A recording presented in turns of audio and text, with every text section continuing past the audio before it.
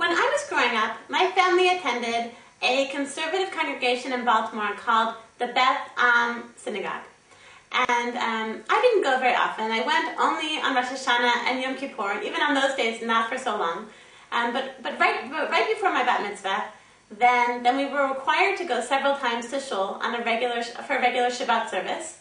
So I went a few times. I went with my mom, and I remember one of those weeks. Then after services had ended, then all the congregants went downstairs for the kiddush to eat like cookies and gefilte fish and stuff. And I had forgotten something up in the sanctuary, up where the shul was. So I remember I walked back upstairs, and I should tell you, first of all, Beth Am, it's a special shul. It's not like one of those really, really new shuls in the suburbs. Beth Am is an old shul. It's probably about 80, 90 years old. And it was built when the Jews in Baltimore, before they moved up to the suburbs, and when they were still living like in downtown Baltimore. So Beth Am is like an old shul, and it has a smell of an old shul, like this old smell of wood, the old smell of old Jewish books. And they had like these beautiful stained glass windows and these like sort of canopied domed ceilings. And so I remember going up the stairs and standing by the entrance to the beautiful, beautiful sanctuary and smelling that old shul smell.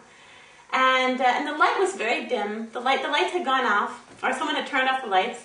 And so it was pretty like a dim, early afternoon light in the shul. And there was this young guy there reading from the Torah in this beautiful, beautiful trope cantillation. And this guy, he was the youngest of 3 brothers who were hired by Beth Am to come and read the Torah.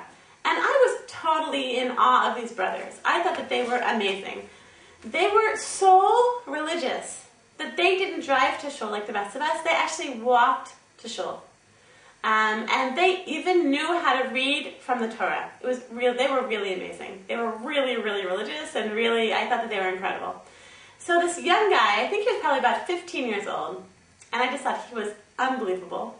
So he was reading from the Torah, and it was so beautiful, and there's a dim light, and the afternoon light coming into the stained glass windows, and that old smell of ancient, and the sound of him reading from the Torah.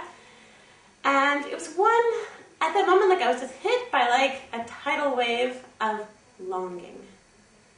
I think it was one of the most intense experiences in my life, in a way, that I just felt so strongly. You know, when I had walked up those stairs to get to the sanctuary, you know, I had been like your average, 12-year-old, assimilated Jewish, attending a Quaker prep school kind of American Jewish kid in like circa 1983.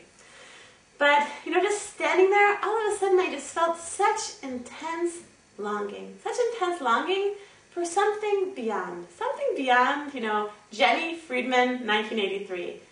To be connected to, like, Judaism, something ancient, something bigger than myself, something so intensely amazing and holy. And it was just an incredible, incredible experience. And I'm telling you this story because this past Shabbat, my daughter read me a story which reminded me of that experience for intense longing for something that was. Okay, so this is a story by Rabbi Shlomo Carlebach, and I've translated it from Hebrew. So he tells the following story. Rabbi Shlomo Carlebach says, "Before the Six-Day War, a Jew from Tel Aviv came to visit me.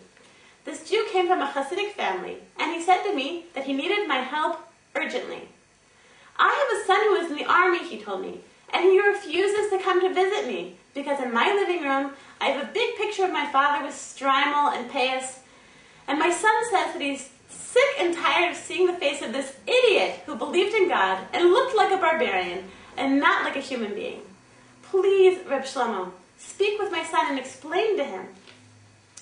So Reb Shlomo says, "I tried to speak with the son. He was an officer in the Israeli army, and he was a very nice person. I loved him with all my heart, but he had something in his heart against the religion, like a dividing wall, and I just couldn't get through to him. A few months after the Six-Day War, the door opened, and it was the Jew from Tel Aviv who had come to visit me, and who was with him but his son. The son was still an officer in the army, but the son now had long payas and a long beard and tzitzit, and I asked him, 'So what happened to you?' The son said to me, 'You know, Reb Shlomo, I'm in the tank division, And in the war, the tanks must stay together. One tank on its own cannot win the war. And suddenly, in the middle of the war, I saw an Egyptian tank is coming after me. So I rushed as fast as I could to be together, to get together with the other tanks. And the fastest way, of course, to go is straight to the desert, the straight path. Suddenly, in the middle of my path, to rejoin the other tanks, I see a Jew standing there with payas and a beard and a talus and tefillin. And he's standing right there in the middle of my path, and he's praying. And you know how I felt about religious Jews, that they were crazy. In the middle of the war, they don't have another place to pray except here in the middle of the desert. I thought, I should really just kill this Jew. But how could I kill him? A Jew in the middle of the war? It's impossible. So I swerved from that path, and I drove to rejoin the other tanks by a side route. A few seconds later, the Egyptian tank passed right over by where the praying Jew was standing. And that tank, the Egyptian tank, blew up from my mind. When I returned home, I visited my father, and I looked at the picture of my grandfather in the living room, and I saw that that was the Jew who was standing there praying in the middle of the 6-day war. And he was praying for me, that I should stay alive.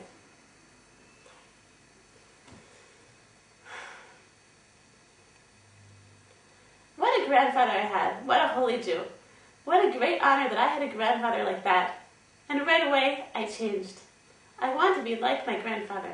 I decided that I must be like my grandfather. So I want to bless all of us moms. You know, many times as a mother, we feel like we are on our own. We feel like, thank God, we feel like sometimes we feel siyata dishmaya, we feel like God is helping us. But really, our great-great-grandmothers, they were praying for us. And their great-great-grandmothers, they were praying for us. And their great-great-grandmothers, all the way back hundreds and even thousands of years, they were praying for us. That their descendants would be religious, that their descendants would love the Torah, that their descendants would have this intense longing. And longing for Jewish life, like I had in that synagogue in Baltimore in 1983, and like that soldier had during the 6-day war. And I want to bless all of us, that knowledge that we are not alone, that our great-grandparents, that their prayers are with us, and that they are praying for us still today. That should give us so much simcha and so much koach. I want to bless all of you with an amazing, amazing week.